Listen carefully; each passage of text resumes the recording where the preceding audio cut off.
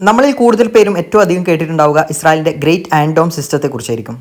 അതിൽ നിന്ന് ഉയർന്നു വരുന്ന താമിർ മിസൈലുകൾ വളരെ പെട്ടെന്ന് റോക്കറ്റുകളെ ഛിന്നഭിന്നമാക്കി ഇസ്രായേലിനെ സംരക്ഷിക്കുന്നതിനെക്കുറിച്ച് നമ്മൾ ഒരുപാട് തവണ കേട്ടിട്ടുണ്ട്. അതിൻ്റെ കോസ്റ്റ്, അതിൻ്റെ റിയാക്ഷൻ ടൈം, അതിനെക്കുറിച്ചെല്ലാം നമുക്കറിയാം. നമുക്കിപ്പോൾ ഇവിടെ ഇസ്രായേലിൻ്റെ വ്യത്യസ്തമായ വേറെ ചില എയർ ഡിഫൻസ് സിസ്റ്റങ്ങൾ എന്തൊക്കെയാണെന്ന് നോക്കാം. ഇതിലേറ്റവും പ്രധാനപ്പെട്ട ഒന്നാണ് മീഡിയം റേഞ്ച് എയർ ഡിഫൻസ് സിസ്റ്റമായ എബ്രഹാം സ്ലിംഗ് ഷോട്ട്. 400 മുതൽ 300 കിലോമീറ്റർ വരെയാണ് ഇതിൻ്റെ പ്രധാനമായിട്ടുള്ള റേഞ്ച്. ഇതിൻ്റെ കോസ്റ്റ് എന്ന് പറയുന്നത് 100 മുതൽ 200 മില്യൺ വരെയാണ് ഒരു യൂണിറ്റിന് ചിലവാകുന്നത്. ഒരു മിനിറ്റിനകത്ത് തന്നെ ത്രെട്ടുകൾ മനസ്സിലാക്കാനും അതിനെ ഇൻ്റർസെപ്റ്റ് ചെയ്യാനും ഇതിന് പറ്റും. സക്സസ് റേറ്റ് എന്ന് പറയുന്നത് 80 മുതൽ 90% വരെയാണ്.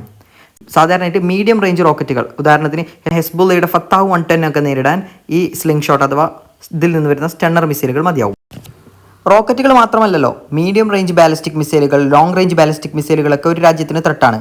അങ്ങനെ വരുമ്പോൾ അതിനെ നേരിടാൻ വേണ്ടിയാണ് ഇസ്രായേൽ ആരോ 2ഉം ആരോ 3ഉം ഒക്കെ റെഡിയാക്കി വെച്ചിരിക്കുന്നത്. ഇതിൽ ആരോ 2 എന്ന് പറയുന്നത് 1 മുതൽ 2 മിനിറ്റിനകത്ത് തന്നെ ബാലിസ്റ്റിക് മിസൈലുകളെ കണ്ടുപിടിക്കുകയും നശിപ്പിക്കുകയും ചെയ്യും.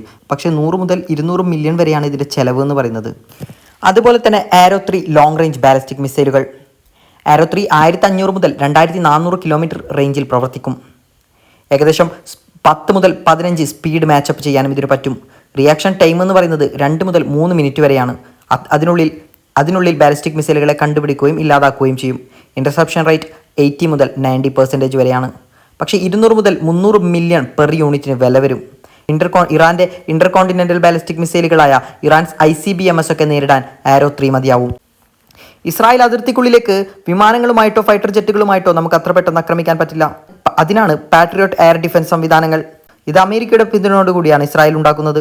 100 മുതൽ 200 മില്യൺ വരെ പെർ യൂണിറ്റിന് വില വരുന്ന എയർക്രാഫ്റ്റുകളെയും ക്രൂയിസ് മിസൈലുകളെയും നേരിടാൻ പറ്റുന്ന വലിയ രീതിയിലുള്ള ഒരു പാട്രിയോട്ടിക് സംവിധാനമാണിത്. എയർ ഡിഫൻസ് സംവിധാനമാണ് പാട്രിയോട്ടിക്. ഇത് റഷ്യയിലടക്കം യുക്രൈൻ ഉപയോഗിക്കുന്നുണ്ട് അമേരിക്കയുടെ പിന്തുണയോടുകൂടി. സ്പൈഡർ എന്നു പേരുള്ള മറ്റൊരു ഷോർട്ട് റേഞ്ച് എയർ ഡിഫൻസ് സംവിധാനം കൂടി ഇസ്രായേലിന് സ്വന്തമായുണ്ട്. പൈത്തോൺ 5 മിസൈലുകളാണ് ഇതിൽ നിന്ന് ഉയർന്നു പൊങ്ങുക. 1 മുതൽ 20 കിലോമീറ്റർ റേഞ്ചിൽ ഇത് പ്രവർത്തിക്കും. Match speed 2.3. 15 മുതൽ 30 സെക്കൻഡുകൾക്കുള്ളിൽ ശത്രു ലക്ഷ്യങ്ങളെ ഇല്ലാതാക്കും. ഇൻ്റർസെപ്ഷൻ റേറ്റ് എന്ന് പറയുന്നത് 80 മുതൽ 90% വരെയാണ്. എയർക്രാഫ്റ്റുകളെയും ഡ്രോണുകളെയും ഇല്ലാതാക്കാൻ സ്പൈഡർ ഉപയോഗിക്കുന്നുണ്ട് ഇസ്രായേൽ. അയൺ ബീമുകളാണ് ഇക്കൂട്ടത്തിലെ പുതിയ താരോദയം. റോക്കറ്റുകളും മിസൈലുകളോ ഒന്നുമല്ല ഇതിൽ നിന്ന് ഉയർന്നു പോകുക. ലേസർ ബേസ്ഡ് ആയിട്ടുള്ള എയർ ഡിഫൻസ് സിസ്റ്റമാണ്. ലേസർ ബീമുകൾ ശത്രു സംവിധാനങ്ങളെ നിശ്ചലമാക്കും. ഇത് 1 മുതൽ 10 കിലോമീറ്റർ റേഞ്ചിലാണ് ഇപ്പോൾ പ്രവർത്തിക്കുന്നത്. പക്ഷേ 1 മുതൽ 2 സെക്കൻഡുകൾക്കുള്ളിൽ ത്രെട്ടുകളെ ഇല്ലാതാക്കുക എന്ന വലിയ ലക്ഷ്യമാണ് അതിനുള്ളത്.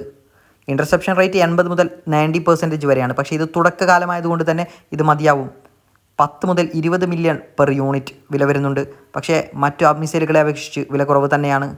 സ്മോൾ ഡ്രോണുകളെയും റോക്കറ്റുകളെയും മോർട്ടറുകളെയും ഇല്ലാതാക്കാനാണ് ഈ അവസരത്തിൽ അയൺ ബീമിന് സാധിക്കുക. പക്ഷേ വലിയ രീതിയിലേക്ക് അയൺ ബീമുകൾ മാറ്റിയാൽ ഒരു വിപ്ലവം തന്നെയായിരിക്കും ഇസ്രായേലിനെ സംബന്ധിച്ചിടത്തോളം അയൺ ബീം എയർ ഡിഫൻസ് സംവിധാനങ്ങൾ. മറ്റൊരു എയർ ഡിഫൻസ് സംവിധാനമാണ് ട്രോഫി എന്ന് പറയുന്നത്. ഇതൊരു ആക്റ്റീവ് പ്രൊട്ടക്ഷൻ സിസ്റ്റമാണ്. 1 മുതൽ 10 കിലോമീറ്റർ റേഞ്ചിന് ചുറ്റും അത് ആക്റ്റീവായി ഇങ്ങനെ നിൽക്കും. 1 മുതൽ 2 സെക്കൻഡുകൾക്കുള്ളിൽ ശത്രു ലക്ഷ്യങ്ങളെ ഇല്ലാതാക്കാൻ പറ്റും. RPGSൽ നിന്നും ആൻറ്റി ടാങ്ക് മിസൈലുകളിൽ നിന്നും ഇസ്രായേലിൻ്റെ ടാങ്കുകളെയും മറ്റും സംരക്ഷിക്കുക എന്നതാണ് ഇതിൻ്റെ ലക്ഷ്യം. അതുകൊണ്ട് തന്നെ അയൺ ഡോമിനെ മാത്രം ആശ്രയിച്ച് കഴിയുന്ന ഒരു വ്യവസ്ഥിതിയല്ല ഇസ്രായേൽ. അയൺ ഡോം അല്ലാതെ മറ്റു 100 സംവിധാനങ്ങൾ ഇസ്രായേലിന് വേറെയുമുണ്ട്.